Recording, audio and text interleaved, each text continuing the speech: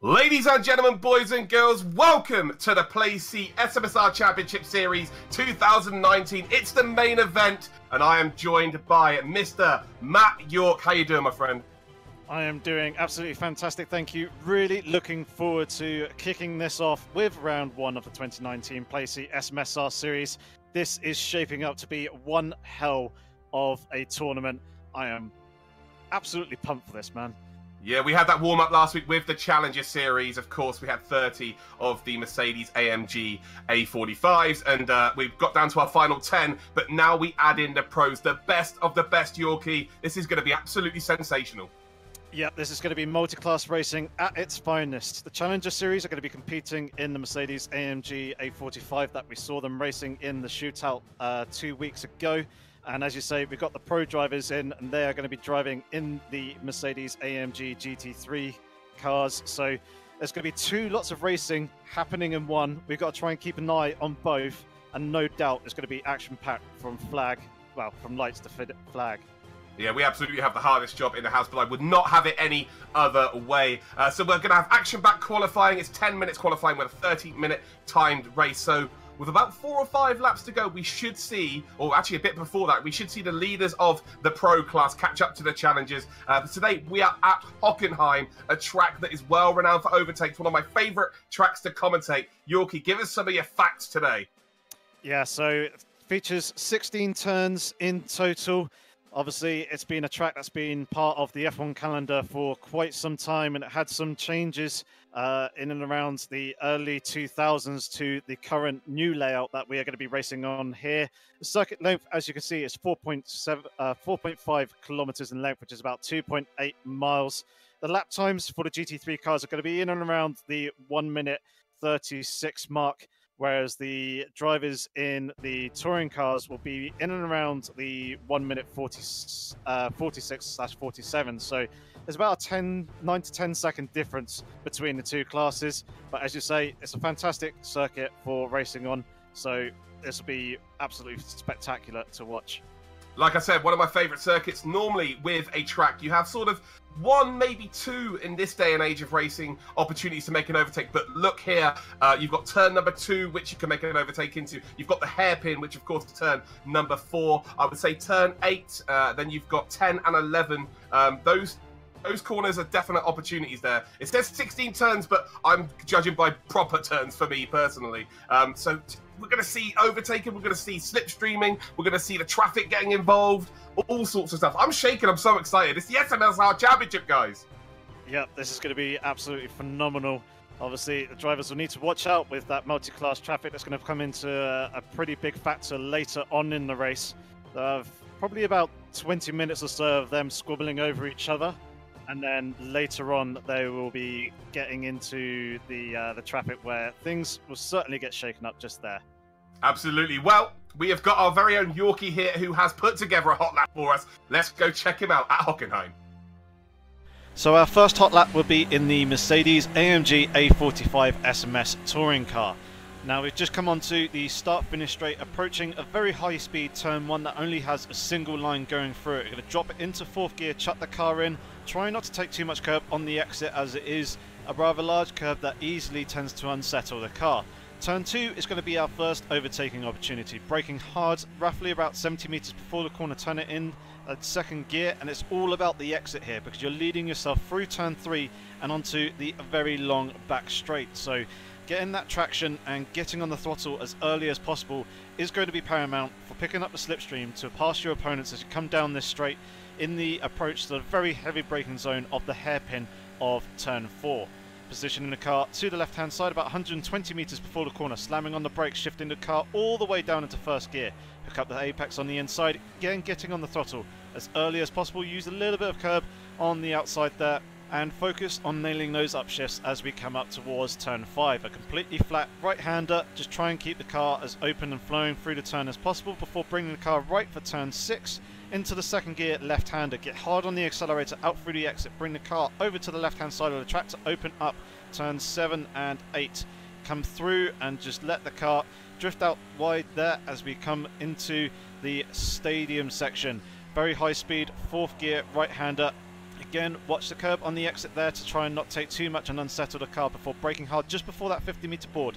Down into second gear in the hairpin. Use the lift-off oversteer to help rotate the car in, but obviously try and balance it to not lose any momentum. Coming through the flat left, right, and into the penultimate turn. Third gear, be patient here. You want to try and open yourself up for the final turn itself. Get hard on the accelerator as soon as you possibly can. Use that exit curb, and that is going to be your lap of the Hockenheimring in the Mercedes-AMG A45 SMS touring car. So now that we've taken a look at the Challenger Series hot lap, let's move on to what the pro drivers will be driving. The Mercedes-AMG GT3 car, a lot more horsepower, a lot more downforce, and on the approach to turn 1, the driver's going to be thinking about getting themselves lined up for that 4th gear right-hander, chucking the car in, trying not to take too much of that curb on the exit because it will unsettle the car as well. Turn 2 will once again be their first overtaking opportunity, braking at that 70-meter mark before shifting down through the gears into second. You need to watch for the rear end stepping out on you in this GT3 car with the default setup. And once again, the drivers will be focusing on that exit to try and get the best run possible coming down this long back straight. This is obviously an ideal overtaking opportunity to try and set up for any moves and actually pass and clear the Challenger Series in the multi-class traffic. Braking at that 120-meter boards, hard down through the gears. Again, the car will rotate on you, so you can use some of that to help you get through the turn, but you'll need to watch the traction upon the exit and make sure you get a good run off the corner. Once again, we're into the flat-out right-hander of turn 5. Bring the car back over to the right-hand side of the circuit to set yourself up for the left-hander of 6. Let the car rotate in second gear before focusing on getting the car over to the left to open up the right-hander of turn 8, which should be near flat out, possibly a slight breathe on the throttle just to help get the car through the turn. Coming into the stadium section now, this could be in 3rd or 4th gear depending on the speed and the confidence that the driver has before bringing the car over to the right-hand side for the braking of the hairpin. From here on out, for the rest of the lap, it's going to be a real challenge for these pro drivers in navigating that multi-class traffic with overtaking the Challenger Series, purely because the track is so tight and the corners flow into one another. They're going to have to be really patient, and possibly their best opportunity is going to be out the exit of the final turn onto the start-finish straight, where we're going to conclude our lap and this hot lap guide video. Round 1 is going to be a true test for the drivers in both the Pro and the Challenger classes, so good luck to all those competing, and we look forward to you joining us for the opening round of the 2019 Playseat SMS-R Championship Series. Welcome back then, guys. There is a great couple of laps there by our man Yorkie. And, well, there's a distinct difference between the two cars, Yorkie, of course. With the A45, you've got to use the car's weight transfer to get yourself around the corners. But with the AMG GT3, you need to be constantly inputting the brakes and, of course, the accelerator. You cannot afford to let the car coast. But for you, obviously, what was the huge differences in your with your style and your approach? So it's very much all down to the brakes and actually utilising the downforce with that GT3 car. As you say, with the Mercedes-AMG A45, the touring car, you need to use that left-off oversteer to help rotate the rear of the car in, and then you need to get on the power early and try and get the car as straight as possible, get that turbo spooled up. That will get you off the corners nice and quick. Whereas with the GT3 Mercedes, you need to carry that little bit more speed through the corner and try and utilize some of that downforce that the car has available to it. Obviously, it's got a lot of mechanical grip as well, so the guys would just generally be a lot harder on the brakes, carrying a lot more speed through the corners, and then they've got higher top speed as well. They've got a little bit more grunt coming off the turns. So it's mainly going to be the straights that the drivers are going to be doing their overtaking on the other slower class. However, obviously they'll need to be careful for a couple of the turns because there's a couple of spots that are quite tricky around the circuit and pretty tight too. Absolutely, you don't want to be caught napping, especially with the GT3 car. Not only have these guys got to contend with the very best of the best in Project Cars 2 esports, but they've got to contend with the car as well, especially in a circuit such as this where there's such high braking zones as well. You're going to be at top speed, as you can see there in Sector 2 into the hairpin, and also you're going to be near top speed as you come in towards turn number 2. So we're going to see plenty of action here, and although they are the best of the best, are we expecting to see a few mistakes here today, Yorkie? Almost definitely. Obviously, the nerves will be kicking in for these guys. As the first round, they'll be wanting to try and get their championship off to a good start. So the guys will be looking to set a good first impression. And obviously, where it's only the top 10 in each class that are going to be scoring points, drivers will be fighting over those positions, trying to get themselves up to get a decent number of points on the board earlier on in their championship campaign. Of course, so we're now going to head onto a track now and see what is going on. And we're also going to introduce you to the actual key men of this event, and that is the drivers. So you can see already with the qualifying here, everybody is out ready to rock and roll here. No one's put a time in as of yet. We're watching on board there with Murphy, but we will soon get the drivers up on screen so we can introduce you to them by their name and, of course, for their team. Tejpek or Typek. How do you pronounce that, Yorkie? Typek. Typek. Typek is how I've previously referred to him, but here are your drivers. Well, we've got G2 Topper, of course. He was the A1 Esports Season 1 champion on Project Cars 2. We've got G2 Nesta, who has been in every series known to man so far in the sim racing world. Next up, then, we have got Mr. Magic Michael from the Czech Republic. He needs no introduction. One of the very best when it comes to the Project Cars world. Of course, a Virtual GP two-time champion as well. He is exceptional, and he did represent Team Haas in the F1 Esports. So definitely looking forward to seeing him. And now we're going to go to the challenges here. I think we're going to get the pros in a minute. We've got Popsu then, who is now racing for Jim Williams with THR Dalking, who absolutely set the world alight last week in the Challenger Series. Next two up then is Mr. Van Ommen for Team ACR. Of course, they are a pro team here as well. And SRI Villalobos. Christian Kwiatniewski, he was the Logitech G Challenge champion of Project Cars 2 last year with Veloce Dorniden as well. Both representing Team Fernando Alonso. We've got VP Ace then, of course, VP being a pro team as well. And we've got Kaki, who was officially a world champion with Team BAM in the first SMS-R Series. Haluka, who was the meat in the sandwich last week, if you remember, he is qualified for the Challenger Series with THR Operator, THR taking the 1-2 in that race last week. Some very interesting names there, Yorkie. Yes, indeed. Good set of drivers. It was actually just a quick correction 2 weeks ago that we had that shootout. But yeah, that is your Challenger Series. I believe we shall be moving on with the pros. See here now, the Challengers all starting to get their first lap times. Some of the GT3s would already be on their first flying lap. It is absolutely vital to get yourself some space on track because, of course, well, you can see already there, two people hustling and bustling for space on track. We're not even racing yet, so that is proved to be very interesting when we get into the race here, if they're already door to door here. There's Christian Kwiatniewski then, of course, in the Challenger Series, racing for Fernando Alonso Racing here today. Down towards that hairpin. Look at the scene here. We're going to see that on lap number 1, all of the cars coming down that straight here, and I'm sure we're going to see some exceptional action down there in towards that hairpin. It's going to be pretty exciting stuff. That's going to be, for the most part, where the moves are going to happen, right, Yorkie? Yeah, that's the prime overtaking opportunity. It's coming down into that hairpin. It's where the speeds are going to be at their greatest in entering the braking zone. It's the longest braking zone on the circuit as well, so there'll be prime opportunity in number 1, obviously, as you mentioned a couple of times. Turn number 2 is going to be a good opportunity as well, as is, we're just seeing Jardier coming into that hairpin. But the next sequence of turns that he's going to be coming into is going to be coming into turn 5 now, just flat out right-handed kink, and then coming into turn 6, that is a potential overtaking opportunity. And then after that, it's going to be pretty difficult when coming into the stadium section. It's pretty tight through there, so I think patience is the best part of Valor for the remaining of the lap from about here on out.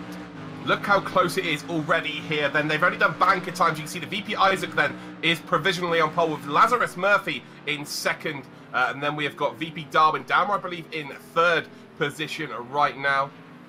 James then for Team Veloce is in fourth position. It's 1.5 tenths separating the top 5 right now. Team ACR Jardier then is in 5th position. And then we've got a Team Redline driver in, well, there Heidi goes pole here for Lazarus then. So Lazarus are in the 1 and 3rd position. So they're in a very strong position right now. But then Rotax goes on and takes provisional pole for Team Oscaro. We're already seeing moves and shakes here in qualifying Yorkie. And look how close the times are currently. Yeah, the field is just chopping and changing at the moment as the guys are getting their lap times set in at the moment. The top 13 drivers are all within 1 second of that pole time. I imagine drivers from 14th down into 20th in that pro class probably be looking for a little bit of clear space, because obviously they're on track with the Challenger class at the same time as well. So they're going to have to navigate some of that traffic in order to find the space in order to get their lap times in. You can see loads of people already hitting the pits here to get some fresh rubber on their car. What about the Challenger Series? Who's doing the best then in the Challenger Series right now? See what qualifying times have coming. We're currently on board here with Operator. He's trying to get some fresh rubber onto the car as well. You got Kaki here as well in the Challenger Series. Can't quite see where they are currently in the qualification process. But actually, we can see Dowking's currently in 4th. They're all coming into the pits then to get their fresh rubber on. But Rotax does still lead here for the pros. But Leon, the sick one then, is up to 2nd with the Heidi now down into 3rd spot here. And, well, it's a nice mix of drivers for different teams here. No team's taking full advantage right now and really locking out that front row. Not at the moment, but we may see a little bit of team tactics come later into play. Obviously, if they can set themselves up with a nice slipstream down that long back straight into turn 4, that'll be pretty good and allow them to possibly gain a couple of attempts, also provided they get nicely out the way for the actual braking zone itself. See Leon the sick one diving into the pits. Looks like they're using each other there. That was Jardier right in front of him, so it looks like they may be taking in turns here to do some slipstream down towards that hairpin to try and maximise their time here. You can see that Rotax is still on pole position. De Heidi now 100th of a second behind here on that front row. Leon now down into 3rd position. Isaac is in 4th. Jardier is in that top 5 here. And, well, they're all starting to get towards the end of their qualifying. So if they are working as a team here, they've probably got one more lap each, haven't they, Yorkie? Yeah, it's not long to go, about 2 minutes and 50-odd seconds. If we just jump to the Challenger class, at the moment, Operator still holding pole. Kaki's there in 2nd. Popsu seems to be holding a relatively solid 3rd place at the moment, but obviously this all could change very, very soon. Dowking is there with a little bit of traffic there in front of him, as we can see. He's currently holding 4th place. Mr. Van Olmen in 5th. We then got Christian Vietnetsky is there in 6th place with Villalobos in 7th for LZR. And then Alexander Dorneden is there in 8th place with VP Ace in 9th. And then Luca, the meat in the sandwich, is currently at the moment in 10th place in that. Good old Beefy. Call it Beefy from now on. Taking turn 1 there very nicely indeed. Not having any curb on the exit as well. And, you know, with your experience within the game here, that curb on the exit of turn number 1 can be very vicious indeed. You get too much of it, it just pulls you off circuit completely. Yeah, you got to be quite tactical as to how you're going to run it. If you just run it with the outside tyres, which should be quite nice, providing that you don't dip the wheels over to the other side. If you do that and you kind of end up straddling the curb, do run the possibility of grounding out on that rather serrated curbing that is there, and that can really unsettle the car. Sometimes it's just better to just cut your losses and go completely out wide, but obviously you need to be careful because you're track extending then, and you need to make sure that you don't pick up the track limits penalty. Yeah, absolutely. And, you know, if you do run over the white lines at turn number 1, that is it. You will get a slowdown penalty, that is for sure, even if you let off the gas. So it's kind of high risk, high reward, but I just wouldn't run that at all. And that's why I'm sat here commentating and not racing in it. See, Isaac, they're taking a very early apex in towards the hairpin here. He's got a bit of slipstream in front of him here as well. So that could help him moving forward in qualifying. We're going to see him cross the line, and can he improve on his time? Currently in 4th position right now, so he is on the 2nd row of the grid. Round the final corner here, and again, he's got that slipstream. Can he improve on his time then? Across the line he goes, and he does. He goes to 3rd then. He displaces Leon the sick one, so we've got an 800th of a second spread across the top 4 here. And, well, you see him riding the curb there, and you do, again, in qualifying, it is balls to the wall, isn't it, of course, but in the race, that is not what you want to be doing at all right now. But the top 6, Rotax, De Heidi, Isaac, Leon the sick one. Then we've got Veloce James, and then we've got Jardier for Team ACR. Murphy for Lazarus is in 7th. Then we've got Darwin Dalmer in 8th position. Storm, which is a big shock here, only in 9th. He was our A1 champion of Season 2 last year on PCARS2, and he finds himself only in 9th position right now. Magic Michael, by the looks of things, is in 10th spot here. So, well, really interesting. Mangate is down in 13th. Team Redline, for me, went in as one of the absolute favourites, but they seem to be struggling in this qualification process. Yep, it seems like he's got a bit of a rearranged rear end as well as we come into the final stages of the qualifying session. No other drivers will be able to start a new lap, however, they will be able to complete the lap that they are currently on. So a couple of drivers already diving into the pit lane. We know that Isaac is on a hot lap.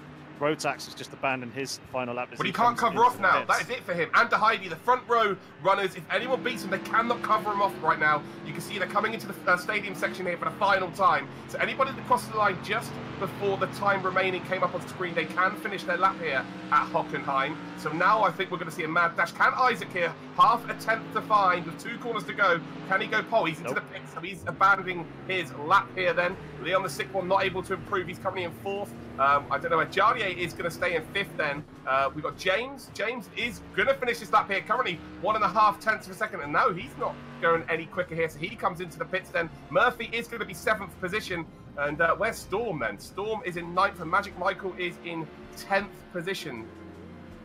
Yeah, so that is really strange. Those two have been the standout drivers over the last couple of years on Project Cars 2 Esports, and they're not even on the front 2 rows of the grid here. So we're seeing a bit of a change of the guard here. Although we've got one of the old boys, Rotax, taking all the spoils here. Palooka still on a quick lap by the looks of things, although that looks like it may have ended it here, but currently in 6th position. But who will be pole position for the challenges then, Yorkie? At the moment, it's held by USA TCR operator. He is currently there, but I believe it's Palooka was the last man on track, but he's gone and dived into the pits. Axe Dornian, Dornadon, and one other has just come across the finish line as well. So I think that's pretty much everyone who has completed their qualifying session. Well, there you go then, guys. So that is qualifying over. Again, if you're wondering why these guys have not gone back into the pits, well, they will receive a 2-second time penalty on their race time if they do dive into the pits via the start option. But here are the classifications then. Oscaro Rotax takes pole. Lazarus de Heidi is in 2nd. VP Isaac is in 3rd. Then we've got Leon the Sick One in 4th for Team ACR. 4 different teams then are in our top 4. ACR Jardier then in 5th position. We've got Veloce James in 6th. Lazarus Murphy is in 7th. 8th then for VP Darwin Daumer.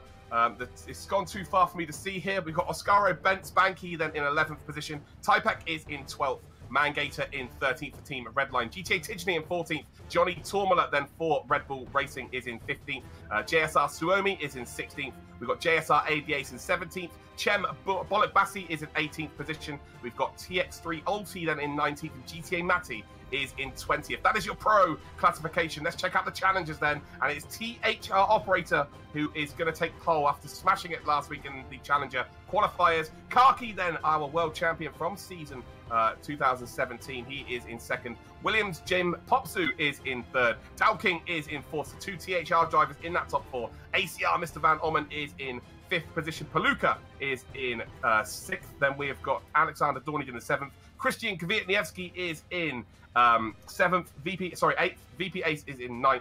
And then that is it by the looks of things. Yep, and it was Velos Storm who was in 9th place, and TRL Magic Michael was in 10th for the pro class. Those are the only 2 drivers that we ended up missing just there. What a crazy qualification session. There was so little time separating the best drivers. We've already with Storm and Magic Michael not being anywhere near the front right now. We're still checking out the Hockenheim screen right now. Hopefully we'll get to the race very, very shortly here. But wow, there's big shocks there, Yorkie. Yep, indeed. We are just in the 2-minute grace period for the guys just to double check their settings, make sure that they are all prepped and ready for the race and everything is all working. So we'll be getting underway with the green light very, very shortly. Oscaro Rotax then taking pole position. So we've got one of the old guard, one of the old in Project Cars 2 Esports with Rotax, and then one of the new boys, Mr. De Heidi, who's been smashing it up in AOR. Not literally, just been doing very, very well. Team Lazarus snapped him up to partner Murphy, and all of a sudden he's become the #1 driver straight off the bat here. We've got one of the old boys then in VP Isaac in 3rd. Then we've got someone new to the Project Cars 2 Esports scene in Leon the Sick One in 4th. So we've got some old hat and some new boys here, and they're going to be mixing up straight off the start here, Yorkie. Yep, definitely. Obviously, the guys will be eager to try and potentially gain a position or 2 on the first lap as we are just getting ready for the green light. So I'll hand over to you, mate. Here we go then, guys. Bear with us. We've got a lot of drivers on. 3 red lights here. About to go green. Hockenheim. It's the SMS-R 2019. And we are off here. Rotax then takes a great start. De Heidi is up into 2nd spot. Into single formation through turn #1. Isaac's in 3rd. Leon is in 4th. Jardier in 5th. Top 5 have stayed as they are. We've got Veloce James then putting pressure here on Jardier. You can see he's now moved out to the wide entrance in towards turn #2, trying to get alongside Jardier. Murphy then is trying to get involved here. James has got alongside Jardier here. They're going to go side by side, and there's contact between the 2 drivers. James did not leave the room on the exit there at all, and there's been contact in the background as well. Looks like some of the challenges may get up into the main thing here, but we're going to go 3 wide by the things down towards the hairpin here. Oh, we've got some slipstream happening right now. There we go. Bow for the lead here. And it looks like the Heidi is in the lead. Rotax goes up the inside to retake it by the looks of things. Oh, there's a big smash then at the hairpin. We've got Ben's Banky struggling here. A little bit of contact on the exit as well. And those two cannot leave each other alone right now. We see the challenges then right now. And we see Popsu is in 5th position. I think Karki's leading the Challenger Series right now. He is. Wow, what a start by the Polish driver then. Of course, he's got experience by being a world champion on Project Cars 2. And you can see then he is battling with one of the THR boys by the looks of things right now. Is Dalking, who was there in 2nd place. So Operators had a pretty poor start. He's dropped from that pole position in the Challenger class and dropped down into 3rd, as we're seeing some more squabbling there in the background. Potential three wide between Popsu. I believe that's Christian Kwiatkowski, and also Dornaden was there as well, trying to look for positions. To seeing one of the pro guys is actually here in the background as well. It's Veloce Storm. Oh, Veloce Storm then finds himself battling with the challenges. And of course, he is one of the very best when it comes to Project Cars 2 esports. And he has found himself battling with the challenges. Never good, and especially in the first sector. They're very fast corners, but there's only enough room really for one driver. Jardier then is, well, he's in 6th position here, so he's made his way back up through the pack quite well, considering him and James were off here at, well, lap number 1.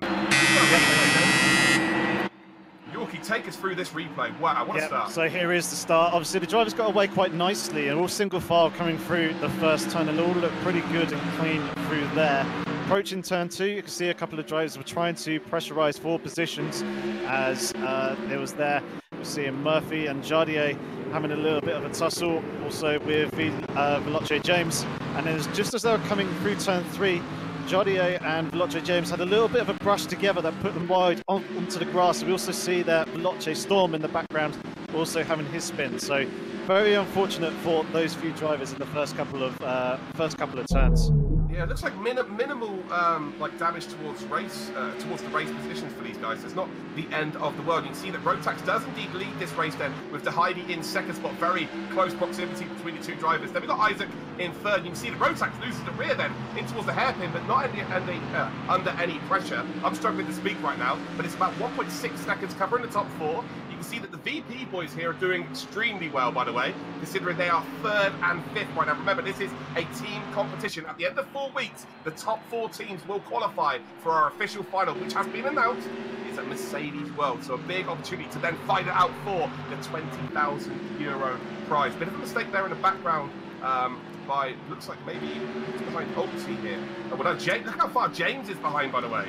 James now all the way down in 14th position, so him having contact with Jardier has cost him pretty much his race at this point, with only a 30-minute time race here to get back involved. But Jardier seems to have recovered quite nicely in a top 6 positional clear. He's 2nd off the paces, so no slipstream. But you can see that he's really struggling with the rear of his car here, especially through turn number 2. Yeah, that's. Oh, there we go. We just got another replay as we're seeing some little bit of argy-bargy with the guys coming through the hairpin. It was Oscaro Brennick that we're seeing there, and he was getting hit by, I believe that was Tichney. Obviously, we see the Challenger classes there with Popsu going side by side with a couple of drivers. But we come back live now. We're on board with Veloce James, and he is coming under a lot of pressure from Typak, who was there less than 2 tenths behind him.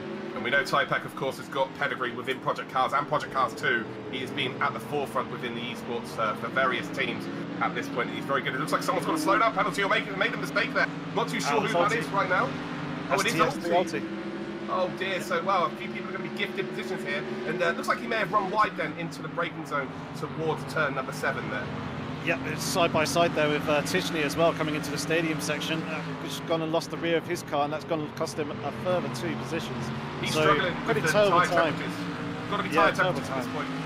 Terrible time for Ulti, as I think it may have just been the slowdown penalty, and I think, yeah, you're probably right. These cars are very, very loose on the rear under braking, and obviously if you're locking the brakes up too much, you could be just overheating those rears. There's another mistake there again, and what's happened more than likely is that he's overshot the braking zone, tried to correct it, gone off circuit, but he would have lost the rear, and the rear would have, well, smoked the tyres up, that's for sure. And then you can see the effects it has over the next few corners here. You see Dowking putting so much pressure here then on Mr. Karki, and Karki not blinking as of yet, although that's a very good exit out of the final corner here by Dowking. And are we going to see a potential move up towards turn number 1? I don't think so, he's not quite close enough, but you know, he'll be looking to get it down into turn 2 here, or at the very least down towards the hairpin. You see a very good entrance there by Dowking in that slipstream then on Karki.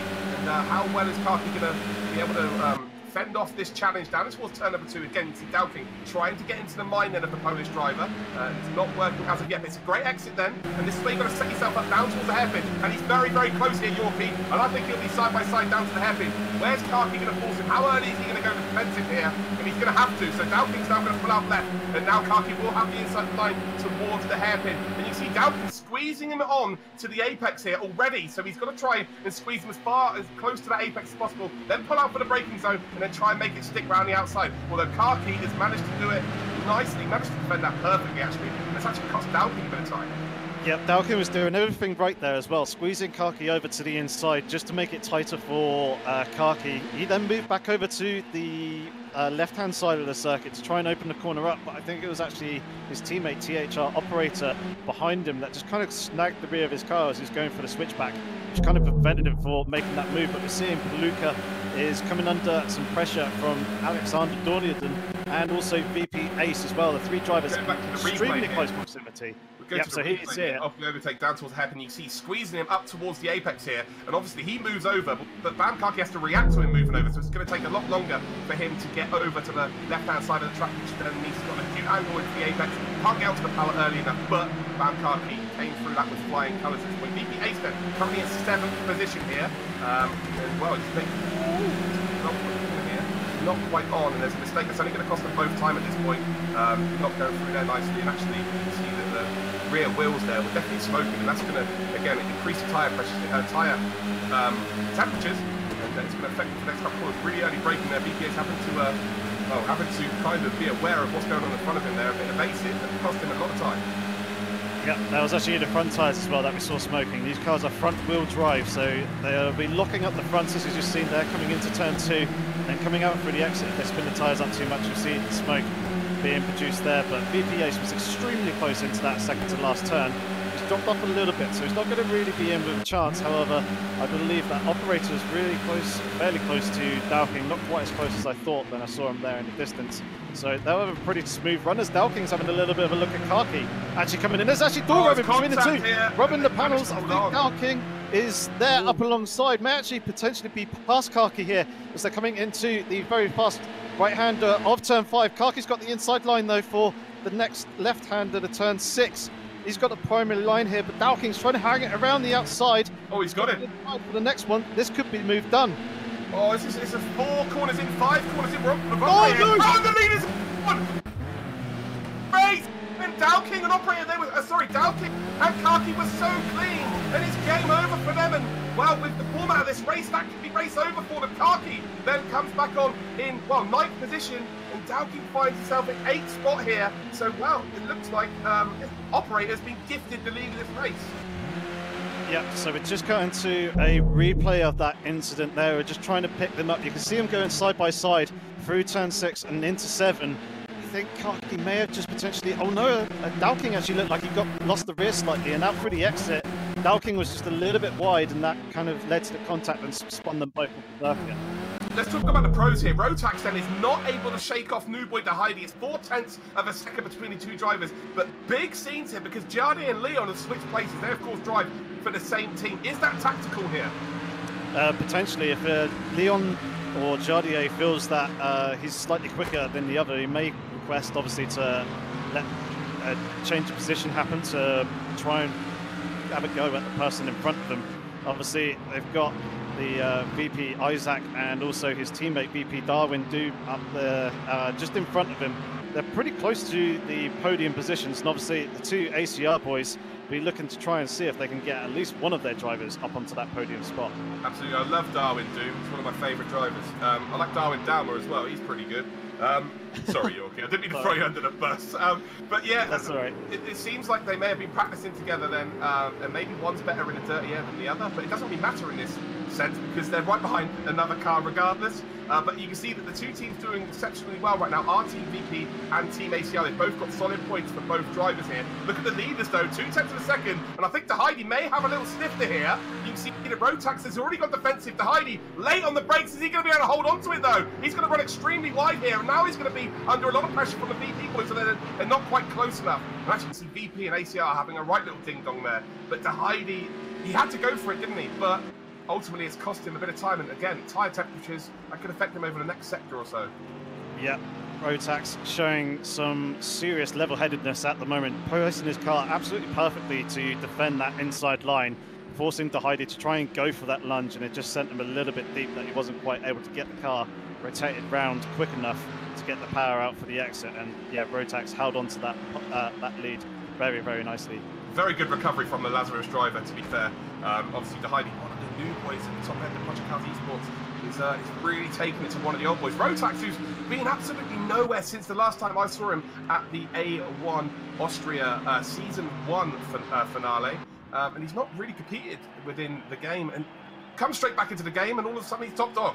Like, I guess you never really lose. It's like riding a bike by the looks of things. He's doing exceptionally well here, and he definitely would have put in a few hours, and he's still under pressure from Heidi. You see the VP boys under pressure from the ACR guys, and well, with just about a third of the way in this race, plenty of time to go here, and of course we've still got potential traffic time.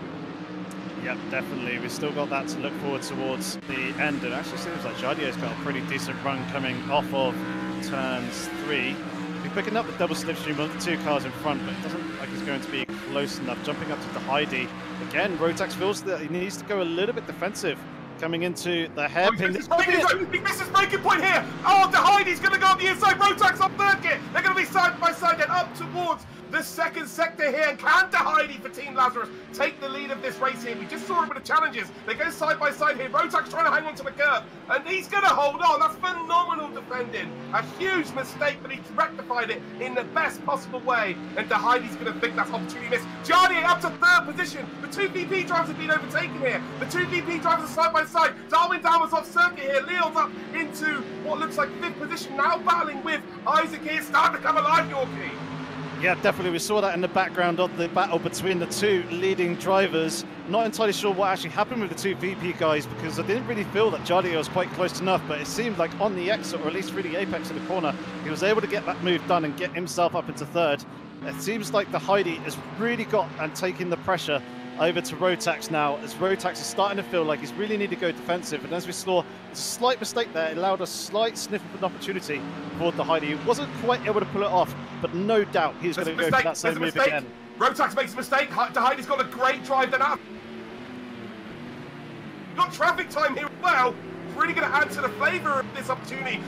Great racing by the two drivers, and it looks like, well, Rotax is going to hold on, but there's nowhere to go for Lazarus. Heidi, oh, it's a great bit of work there. We've got the lap car in the middle, and the Heidi hangs onto it. Fair play to the lap vehicle there, because they kind of moved over to the left ever so slightly, and the Heidi still has the opportunity here. Down towards the hairpin, around the outside again. Looks like he's got a car a lot more settled here. Can Rotax get the braking zone? He does indeed, and the Heidi's going to get squeezed out here. He's not going to be able to take the opportunity, but I tell you what, the more and more this happens here, it's only going to play into the hands of the Team ACR drivers and the VP drivers in the long run.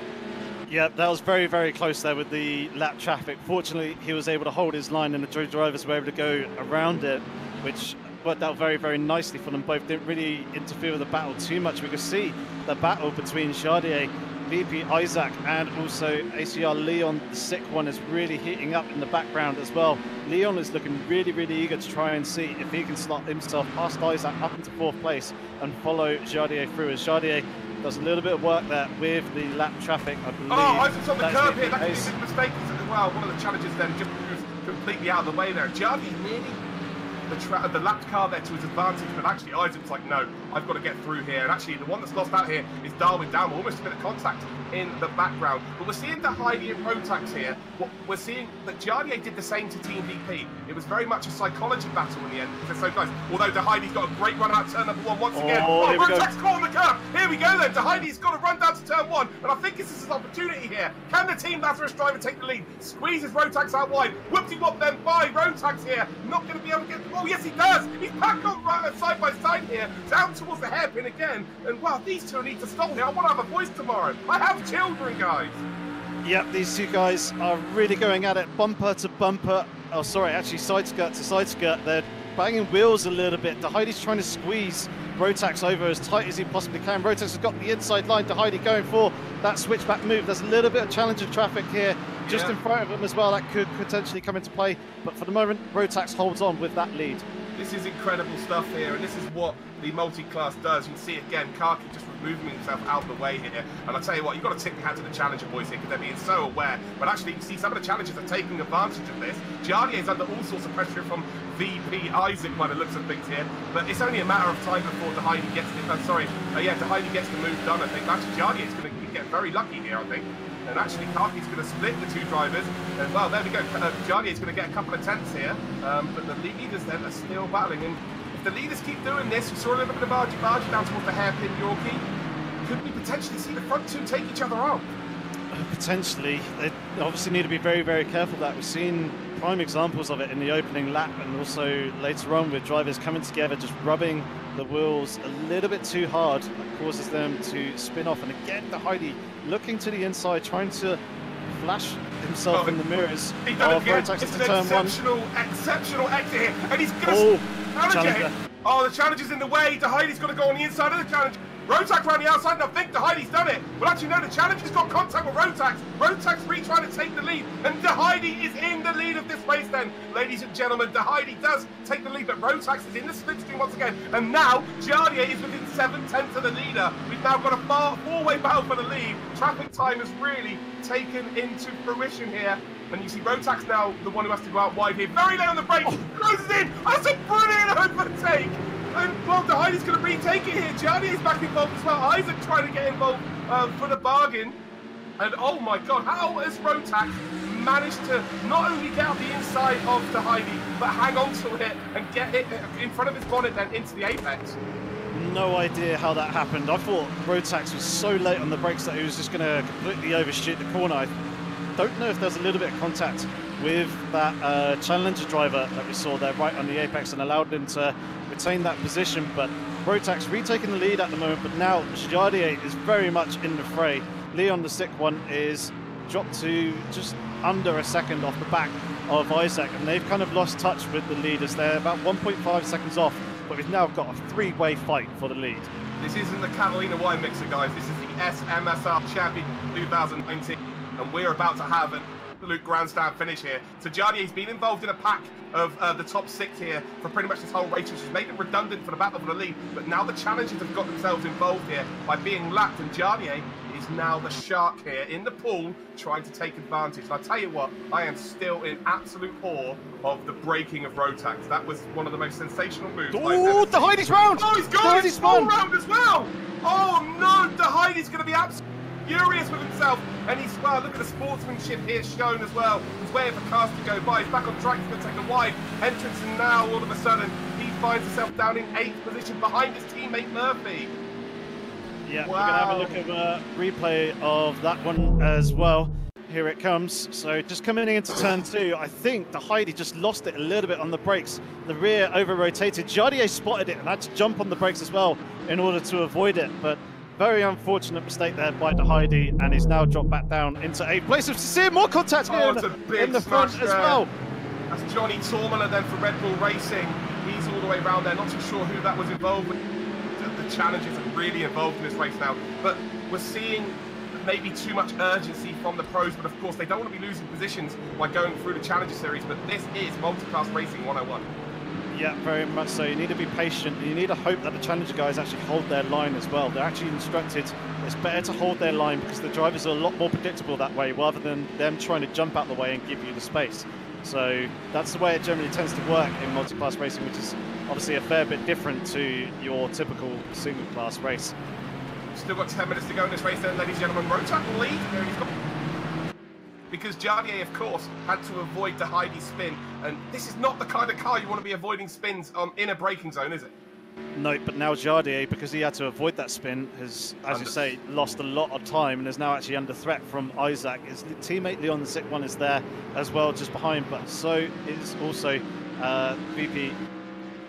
I'm going to actually butcher his name. Darwin. But you see this now. What does Jardier do? Does Jardier just play his normal game here? Just think, you know what, second is a great opportunity here for me. Or does he hold him up a little bit and try and bring Leon back into play? Well, I imagine that he'll probably try and just hold the position at the moment. There's all this contact there between VP Isaac and Leon the Sick One. Yeah, I think it's Leon. It's not cost him any time or a position here, but that very late on the brakes, it get later with the race.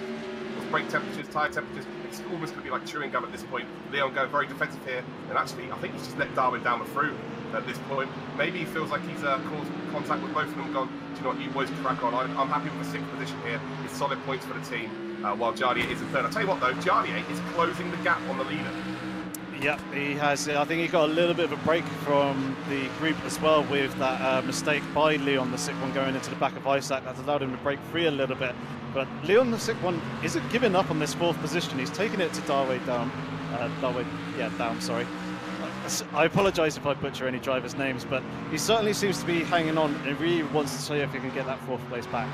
Darwin Dalma is an absolute revelation. So with Project Cars 1, he was team manager of Team VP. He never put himself in the top 2 or the top 3 drivers for events because he wasn't quite at that level. As soon as Project Cars 2 hit, instantly one of the best drivers. I mean, he's qualified for every final there has been in Project Cars esports, apart from the Renault esports series, but that was UK only anyway.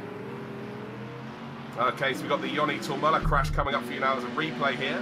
And, well, we go down in towards the hairpin there. You can see, of course, the leaders there.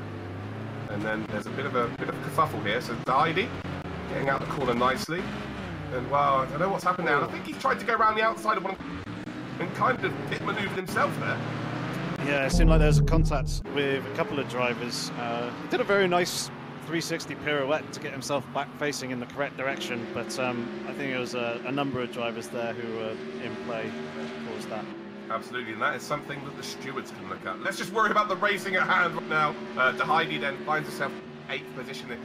It so could have been more here today, but he has really announced himself on the Project Cars 2 esports stage. And I'll tell you what, Lazarus have got an absolute star on their hands. THR operator then, currently in 2nd position in this Challenger Series.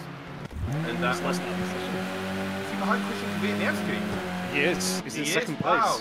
So Christian Kwiatkowski didn't qualify too well here, but he's found himself in this race. 0.3 of a second there behind Operator. And of course, Christian will know how quick Operator is from last week's Challenger qualifier. So we'll definitely try and put as much pressure on, Operator put as much pressure on as possible and try and use, you know, that momentum from last week as an opportunity to maybe go and get that gap. But look at Palooka. Palooka qualified in 7th position, I believe, and he's found himself in a podium spot right now. Yeah, he's sat there kind of in no man's land, really. He's got 3 seconds either side of him, so he's sitting relatively comfortable. There's a bit of a squabble in the background. Those Dalkin is very, very wide in his attempt to recover the race. Karki's not too far behind there in 6th place, with Mr. Van Orman currently holding 5th, and then Popsu at the back and the trail of this 4-car train. He's got to slow down. He's got to slow down, and he's trying to take it. I tell you what, fair play to him, because he's tried to take that off the racing line, and that is great sportsmanship there. We've seen it so many times over the years where people will take a slowdown penalty in front of people to try and impede them. When he got off the racing line, and you know, at this level of esports, you've just got to tip your hat to that. It's a fair play to the THR driver. Yeah, that's very, very good. Unfortunately, he hasn't lost too much time to these guys as well. He's only just off the back of them by a few car lengths, but Karki's coming under a lot of pressure from Popsu behind him, the Williams Gym esports racing driver, as they're coming through turn 2 and into turn 3 now, and it actually looks like that Popsu's got a pretty decent run on Karki. He's going to be picking up double slipstream as well. This could be a potential manoeuvre coming into that turn 4 hairpin. This is for Poland right now. It is Popsu versus Karki. It is, of course, Popsu, who is for Williams Gym esports. Then we've got Thrustmaster driver in Karki. Lay on the brakes then by Popsu.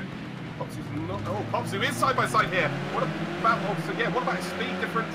Well, actually, he's got the move done there. So Karki then is lost the position. Almost.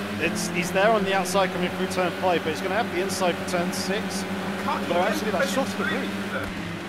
Yeah, but you do actually. If you chuck the car in too hard, you do lose the rear slightly there. That will hurt your momentum, and and obviously slow you down. I think Kaki was just probably a little bit tidy. Also had the shorter route through the corner as well. But that was even still a little bit surprising to me that he managed to get that car lift that he needed to get back in front of Popsy. Absolutely. It's just a phenomenal display by the challenger by now, with Kaki having that big incident as well as operator. They're doing pretty well. I'll tell you what, with 4 minutes 40 seconds to go, Giardier is now, well, it's going to be within 1 second. I think there's a mistake here by Popsu. Popsu's now 1.3 seconds. He's starting to struggle here. We see Isaac. Well, Leon's made an overtake here on VP Darwin Dalma. So Leon's back up into 4th position here. So again, it is right now on points only. It is the VP ACR show at this point. Rotax is not being, well, he's not being backed up by his teammate, but look at this. Darwin Dalma goes through there very late indeed, and Leon's going to retry and take the position here. And wow, can Darwin Dalma hold it? He does indeed, nearly been a contact there, but Leon then is sent packing once again, and Darwin Dalma's like, no, this is my track, baby.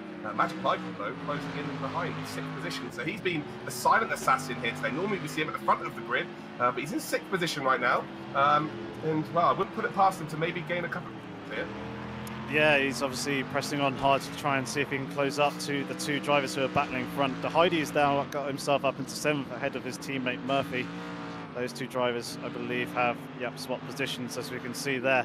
But Jardier is still pressing on, taking, wow, good 0.8 of a second out of the lead of Rotax on the previous lap. Jardier really wanted to apply the pressure in these final few minutes. Well, this is all going to go down to preparation here. A lot of these guys, some of these guys, I would assume all of them have put practice in race conditions.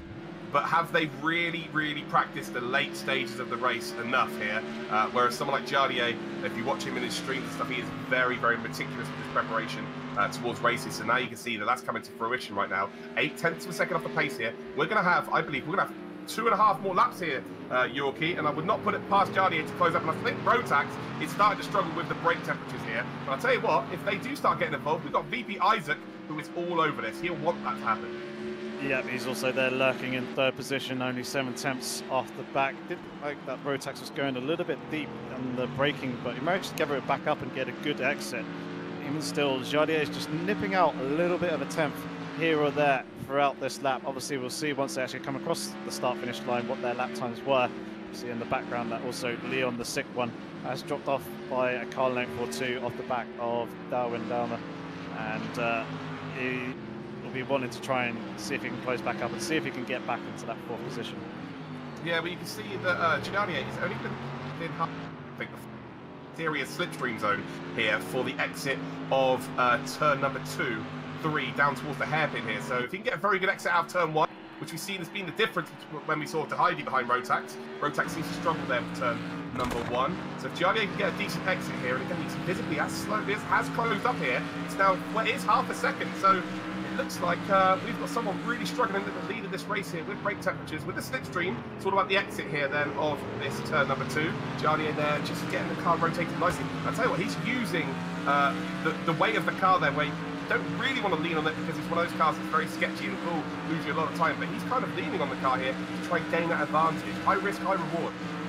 Yeah, definitely. He also got a much nicer line coming through turns 2 and 3. He opened up turn 3 a lot more for himself so he can get harder on the accelerator through there. Rotax having a little bit of rotation coming through the hairpin. Jardier was a fair bit tighter. Closed up another couple of car lengths. The gap is now 0.3 of a second. We've got a 1v1 shootout here for the final lap and a half, ladies.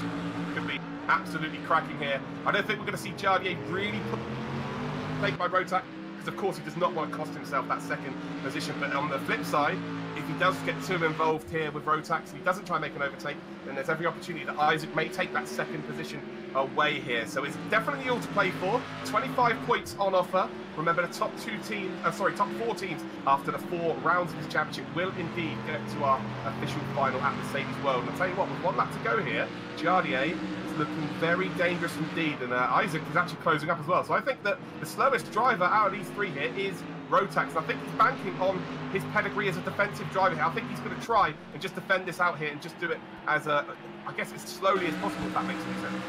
Yep, and this is also going to be the final lap as well. That is going to count down and click to 0 on this lap. Rotax once again straddling that curb on the exit of turn 1. could cost him a 10th or so to Jardier. Jardier now hard on the brakes as they come into turn 2. Jardier trying to line himself up for a decent run, but also Rotax is taking a very similar line between the two drivers. So it's all going to be down to We've seen, of course, Rotax struggle with the braking zone in towards the hairpin, but it's just his line. That's the way he's been taking it.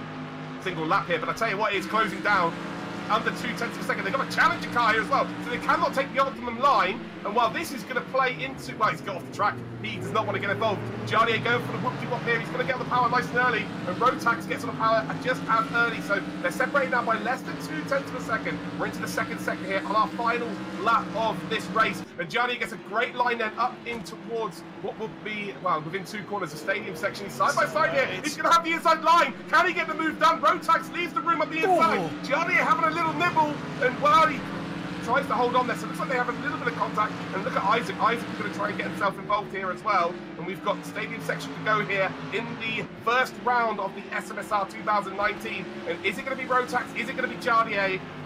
Coming up towards, well, what will be 3 corners to go here. And I think Rotax has done enough to hang on, and they're barring any serious mistakes here. 2 corners to go then. Jardier taking a wide entrance then, trying to get on the power nicely. And with 1 corner to go, it is going to be Oscaro Rotax that will take the spoils here for race number 1. It's going to be Jardier in 2nd position. It's going to be VP Isaac in 3rd and VP Darwin Dalma in 4th position. ACR Lee on the 6th one is going to finish in 5th. It's going to be Team Redline's Magic Michael in 6th position. To Heidi, it could have been so much more in 7th with Murphy, his teammate, in 8th position. Veloce James down in 9th spot then. We've got Oscaro Bent Spanky, of course, his teammate, winning this race, getting those final points. So that's good stuff for him. Johnny Tormala then finishes in 12th with Mangator in 11th. We've got Typek then, who's going to finish in 13th with Storm, all the way down in 14th position. We've got Bollock Bassi then in 15th position. Then next up is GTA Tidgeny, who finishes in 16th spot. JSR ADA then finishes in 17th. And then in 18th is the second GTA driver in GTA Matty. 19th then is going to be TX3 Ulti, and then we've got our first challenger here. Well, they've not even finished the race here, and these two are battling for the lead of the race. Yorkie, take us through it. Who's going to get the checkered flag? Yeah, they're just coming into the stadium section now. Not really much overtaking opportunity, so I doubt Operator is going to go for that lunge. He may try and pressure Christian into a mistake. It's very, very close between the two drivers. Literally, you could strike a match between the two. It's that close. Oh, there's going to be contact between two! Oh, Christian Kenji! Yes, he is off the circuit! I can't say how much effort they got here. I think Operator's waiting for Christian Kwiatkowski. Paluca, I think, is going to take the win. No, Operator does indeed take the win. Paluca's going to finish in 2nd. Oh, it's terrible scenes here for Christian Kwiatkowski. He's lost 5 spots. He's going to finish in 6th position. Kaki in 7th. And, well, I think Operator at one point there was going to wait for him, then realised how many cars were that close behind him. And, well, that, of course, that will be looked at by the stewards, I'm pretty sure. But we're going to check a replay out of this. You see, he gets very, very close here. And I think take a little dive up the and yeah, well, I tell you what, maybe Christian Kwiatkowski has got on the brakes early there to try and defend the position. And Operator has not read that situation at all. So Operator will take the victory in the Challenger Series, of course, that will be looked at. But here are the provisional results then, Yorkie. And well, Rotax did indeed take the victory, but it could have been to Heidi. Yeah, very, very close. It was just unfortunate with that accident that they had, a contact between the two earlier on. As Jardier is there in 2nd place, as we can see, Isaac in 3rd, Arwen down in 4th position, with Leon the 6th one in 5th. TRL Magic Michael came home in 6th place with LZR the Heidi in 7th place. 8th place was his teammate Murphy with Vilace James there in 9th, and then Oscaro Reneke in there in 10th. Mangator in 11th place with Yoni Tomala there in 12th. Typak 13th. Vilace Storm in 14th. Kem Bolak-Bassi, sorry, is there in 15th place. 16th goes to GTA Tidgeny with JSR 8th, the Ace in 17th. GTA Matty is there in 18th place, and then 19th is set by TX3 Ulti, and that is your pro drivers. On to the challenges then. THR Operator does indeed take the victory there with that last, well, was it a brake check? Was he late on the brakes as well? It's kind of, it will be looked at by the stewards, of course, but you know, that's not the sort of driving that Operator normally does. That's not how he, pardon the pun, operates. Paluca will finish in 2nd, qualified pretty poorly, but But he's found some form then. He's taken advantage of people's mishaps. We've got Williams Jim Popsu then taking the podium then in the Challenger Series. Dowking for Team THR as well is in 4th position. Christian Kvitniewski has got to think himself unfortunate, was leading the race, of course, and he finishes down in 5th spot. And actually, we are going to have a little chat here with Operator so he can explain what has happened there with that incident. Operator, how you doing, man? Comfortable in 2nd spot, and then it kind of went a little bit wrong there with 2 corners to go. Talk us through it. Yeah, so basically, lost the lead in the 1st corner, starting on pole, and then basically I just tried to stay at the pack, draft through up my way up. Eventually, I got to battling with Christian. Yeah, basically in the last, I think it was the 3rd to last lap was when we really started battling, and I went for a move, and yeah, it didn't quite work, and then he punned me off. And after that, we were battling to the last lap, and basically he brake checked me, and I could not have reacted in time not to hit him there. You know, there's nothing I could do. He braked on the brakes well early to try to stop me from going around, and you know, there's absolutely nothing I could do there. Yeah, it's nice to get your insight there. It was an action-packed race, Yorkie, wasn't it? But it's again, the THR boys are right near the top. Yeah, definitely. Interested to find out how was the traffic for you with the pro drivers coming through. I bet that must have been an interesting challenge to face whilst obviously battling with your other opponents in the class that you were in. Oh yeah, man, it was scary, dude, because like they come up on you 25, 30 miles an hour, sometimes faster. Luckily their brakes are better, so they can just like dive bomb you and like get through the turns. But it's still very, very scary. It made for some exceptional action for us watching here at home. Well, congratulations with your race win. Hopefully it does stay with you. After, I'm sure it will be looked at by the stewards, of course, but you know, you'll get your opportunity to get your side across, and of course so will Christian. Let's head and talk then to our race winner, Mr. Rotax. Well, long time no see, my friend. You've been away from PCARS2 for a while, but wow, what a way to make your return. Is Rotax there? Okay, we're going to bring Jardier in then. So, Jardier, how you doing, my friend? Hey, I'm absolutely awesome! Oh, nice and loud. Please do not swear. You are live on stream. You are live on stream. Yeah. I'm sorry, How was that I'm race? awesome. I know. You didn't swear. It's fine. How was that race for you? You seem to have an absolute packed race as well, trying to work your way up through the field from 6th and managing to come away with 2nd. I imagine you are a very, very happy man. Oh yeah, I'm absolutely happy because we did a beautiful teamwork with my teammate, and I was like, the first lap was very like crazy because James was going for the inside there, and I left him space for a bus, but I think there was some misunderstanding, and we both ended up in the grass. But then we just flew like beautifully. I don't know how to explain it. We just like everything worked. The car worked beautifully, and we were catching the VP guys, and then thankfully both VP guys in front of me did a little mistake on the braking, and I was able to overtake them both.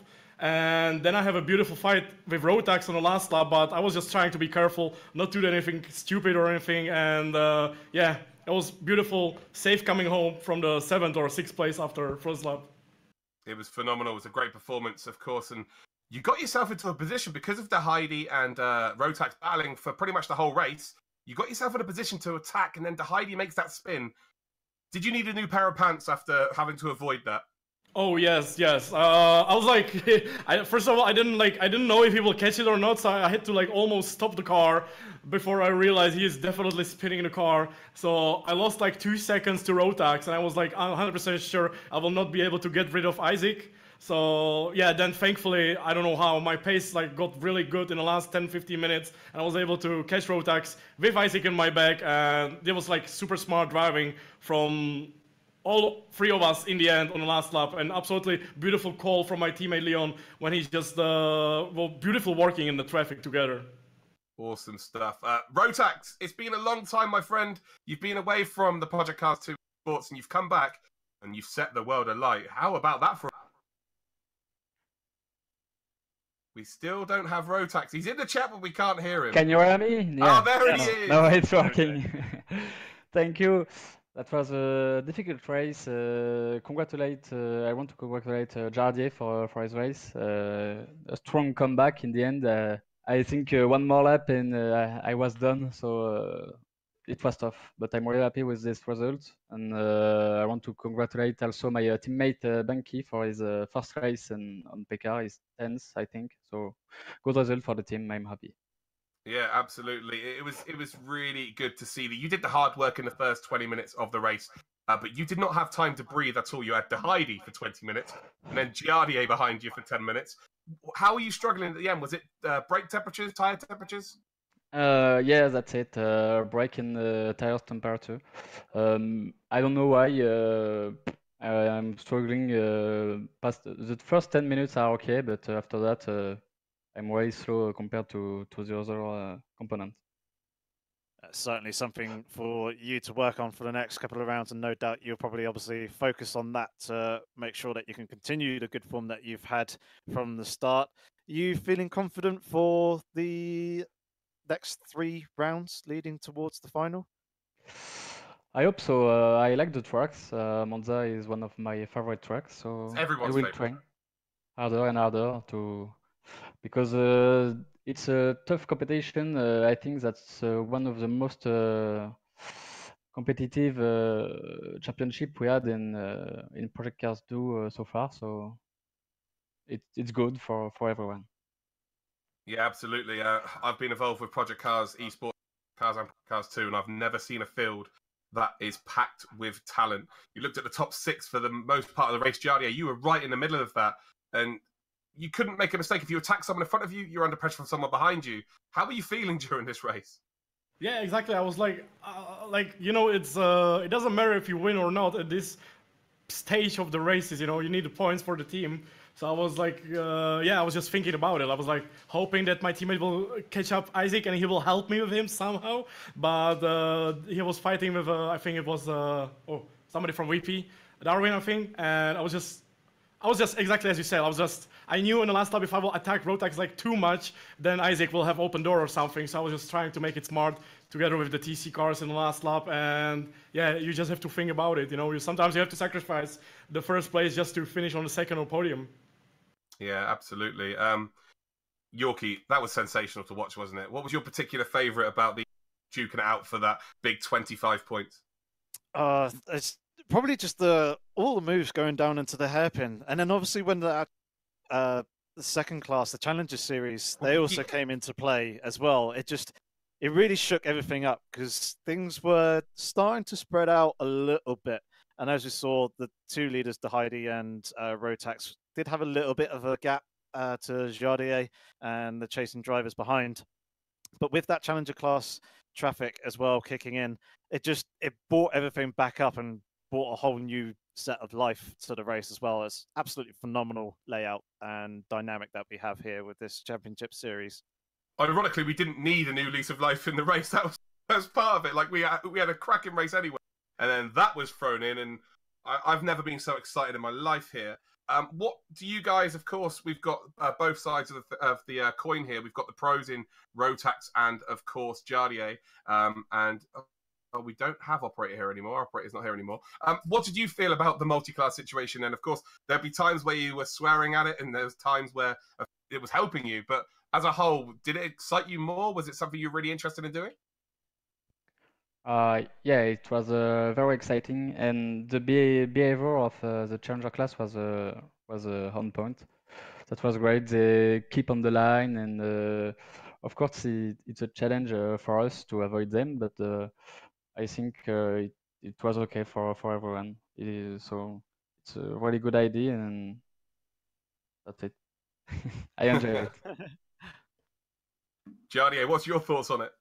Yeah, I think it's beautifully challenging. It's super hard because it's a tough competition and you don't want to ruin your race. You don't want to ruin the other guy's race. So you have to be really careful. But I think it's a good choice between the GT3 and TC cars because they have a very similar pace in the corners. So there is not like 300-kilometer difference.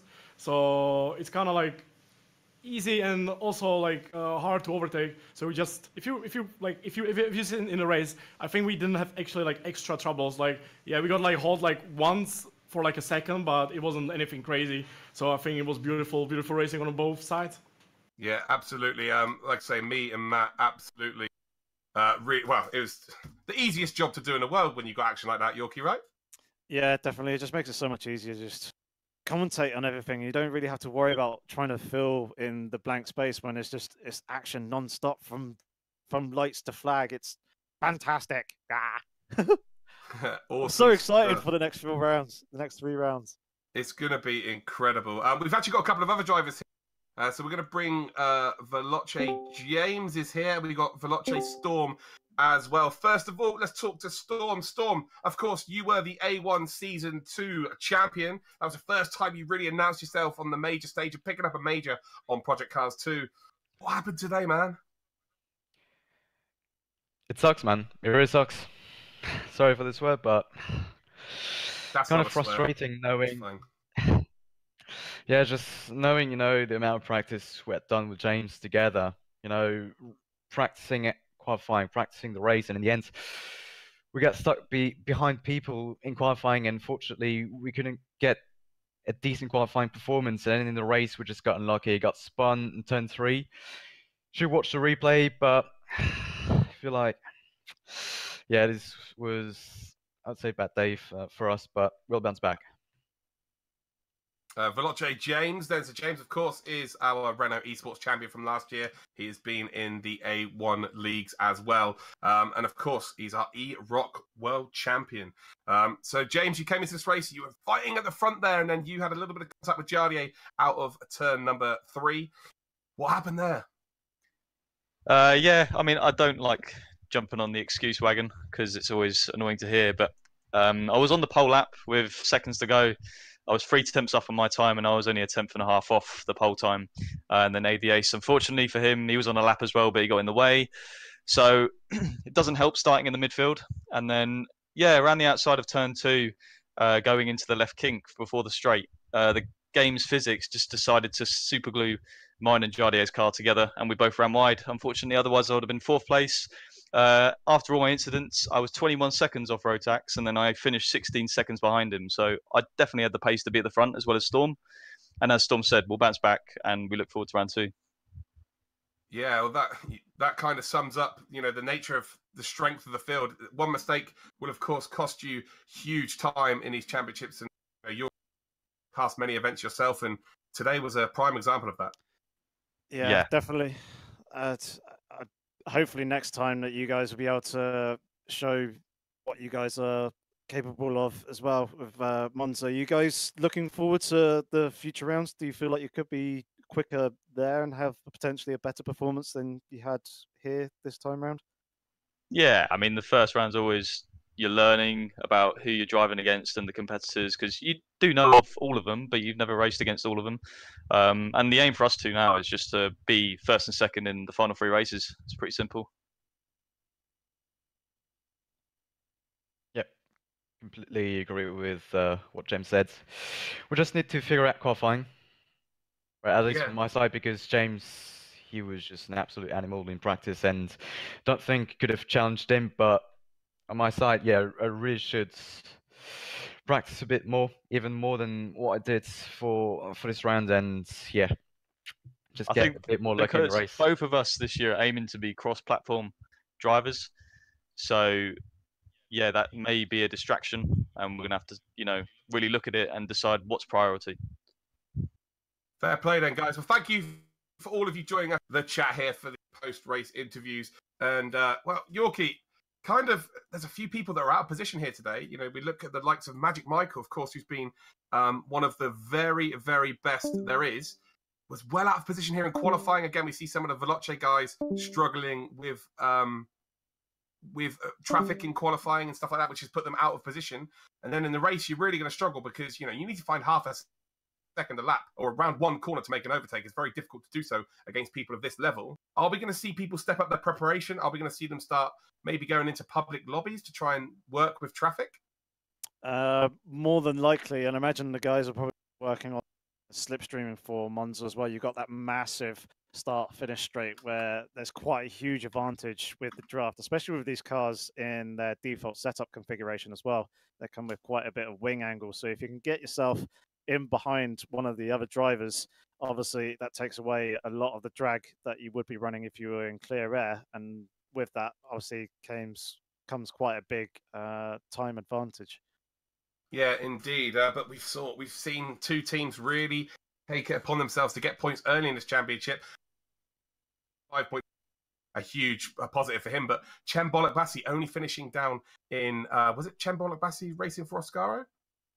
Can't remember.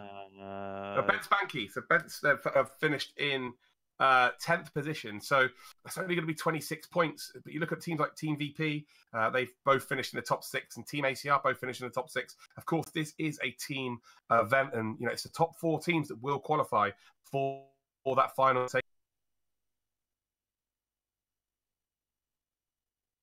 Yeah, well, yeah, okay then, Yorkie, no worries. Sorry, you went all robotic for me at the end there, so I completely missed the last bit of what you said. Yeah, I was just saying, it's how important is it for the teams to get points early at one driver?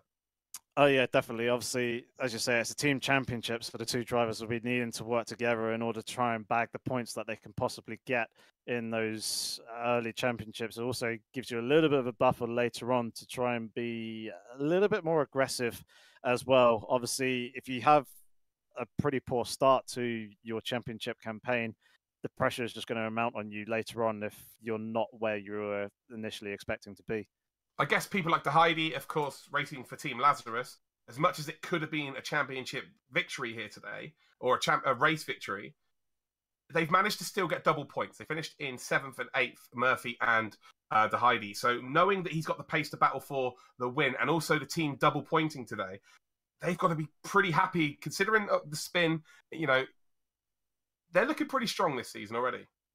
Yeah, definitely. They're showing some really strong signs of pace. Obviously, they'll be looking to focus on their qualifying strategy and see if they can potentially get themselves, try and get themselves at the very front of the field and basically give themselves a little bit of a clear air to obviously try and reduce the amount of on-track action that they need to do, the legwork there to obviously make it easier for themselves. But of course, we don't really want that because that's just going to subtract from the racing. And Monza's going to be another fantastic track with all the slipstream that's going on. I'm sure we'll see plenty of racing action there as well.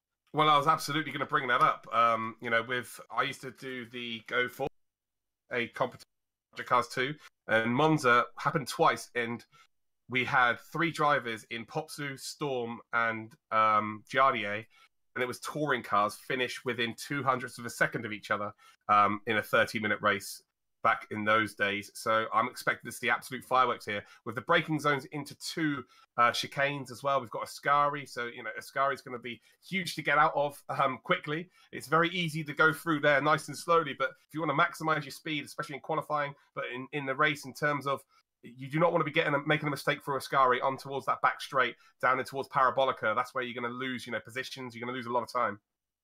Yeah, definitely. It's just all over the track, there's prime overtaking opportunities for the drivers to try and get themselves ahead of an opponent that is nearby, obviously in front of them.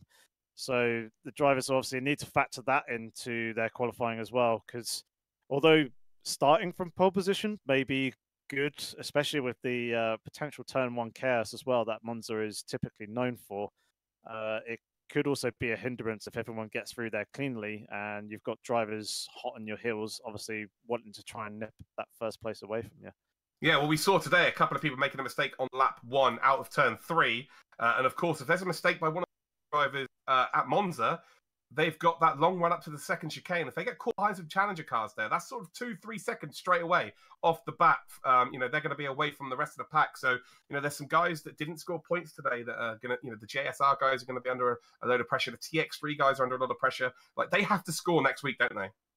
Yeah, definitely. Obviously, they want to try and recover from a slightly disappointing performance for them from today. So Monza will be a good opportunity potentially for them. Obviously, it'd be a good opportunity for a lot of the drivers as well. I imagine they're all going to come away with this, evaluate how the race went for both drivers individually and as from a team's perspective as well. See what they did good and see what went badly, and obviously make adjustments to the strategy and try and implement that for future rounds. Yeah, absolutely. Again, if we see the likes of, Rotax, or for Team Oscaro, if we see the likes of Team ACR and Team VP hit big scores again next week, it becomes very difficult to become the fourth team then, because, those three teams are going to be complete standout right now. There'll be quite a considerable margin between anybody else as well in the championship. So they've had an absolute flyer here. And Jardier was speaking about the teamwork with him and Leon. It looked like VP were doing exactly the same. And this is a team championship, Yorkie, isn't it? The individuals, the Challenger Series, they've got to work together. Yeah, definitely. They'll probably be in communications with each other as well, talking through what's happening with them. And then in situations where there was Leon the sick one and also Jardier very close together, and if one driver feels like they're quicker than the other, they may request a change of or swap of positions to try and pressurize the people in front, which is what we saw the two ACR guys, and then obviously they're able to really push and pressurize the VP guys and benefit from it as well. Leon the sick one wasn't quite able to follow Jardier through, but even still, that's what his hopes would have been in that swap for position that they had. But here we go then, guys. We've got our provisional results then for round one of the SMS-R Championship 2019. They're about to up on screen then. Thank you for waiting, guys, and being patient. Do appreciate it. And there we go then. Oscaro Rotax, of course, with the 25 points, is in the lead, with Jardier in second on 18 points. 15 points then for VP Isaac, 12 for Darwin Dalma. Then we've got Leon the sick one, who is on 10. Magic Michael picks up 8 points in 6th position. DeHeidi is going to finish on 6 points in 7th spot. Murphy for Team Lazarus as well is going to be on 4 points in 8th spot. Veloce James then gets 2 points for Veloce, and then Oscaro Bence Banky will be on 1 point. So we head towards the team points then, and this is what's the most important. You see that Team ACR then are in the lead here with 28 points. VP Gaming are on 27. You can see how important it is to have team play, because Oscaro Rotax was our race winner, but they've only ended up on 26 points, but it's a 2-point swing between the top three already. It's super, super close. And that was what I meant by F4H, who it is Lazarus. It's LZR. So just don't get that mistaken there, guys, at home. And even though DeHeidi had that awful spin, they've managed to get double points and managed to get into that top 4. Team Redline then, with Magic Michael managing to get 8 points. Veloce are in 6th with 2 points. And, well, makes for very good viewing there, Yorkie, for Team ACR, for Team VP, and, of course, for Team Oscaro. We head then to the challenges, and THR Operator with 25 points picks up the victory. Paluca did indeed finish in 2nd with 18 points. Williams Jim Popsu then is in 3rd with 15 points. Dow King is in 4th with 12. Christian Kvitniewski is in 5th with 10 points. Mr. Van Orman is on 8 points in 6th. Kaki is on 6 points in 7th. Dorneyden for Fernando Alonso Racing is on 4 points in 8th spot. VP Ace then on 2, and then Villalobos is in 10th with 1. And there we go, Yorkie. It just shows how important it is to play the team game here. Yeah, definitely. Obviously, very, very crucial first round. See that the fight between the top 3 are all so very close. Just 2 points separate in the top 3. That's going to be very important coming into the future rounds. There's a bit of a gap to 4th position. But I'm really, really looking forward to next week's race that's going to be here at Monza. This is going to be a fantastic championship that we've got here for you guys. It is going to be incredible. That is it, though, ladies and gentlemen, for the Playseat SMS-R Championship Series 2019. Next week, we will be at Monza. It will be on the same YouTube channel, which is Apex Online Racing, and we will be here 8 p.m. BST. I want to say a huge thank you to Yorkie for being an exceptional commentator alongside me and host. Great work, as usual, my friend. Thank you very much. And, of course, fantastic work by yourself as well, and also all the guys behind the scenes at Events House and AOR who bring and provide you the streams and do the fantastic work with the replays as well. And then, of course, all you viewers who have tuned in and interacted in the stream, thanks very much for coming along. We hope to have you back next week. Not forgetting, of course, the main events, which are the drivers. Congratulations to everybody. We are going to be back next week at 8 p.m. BST, and we will see you then.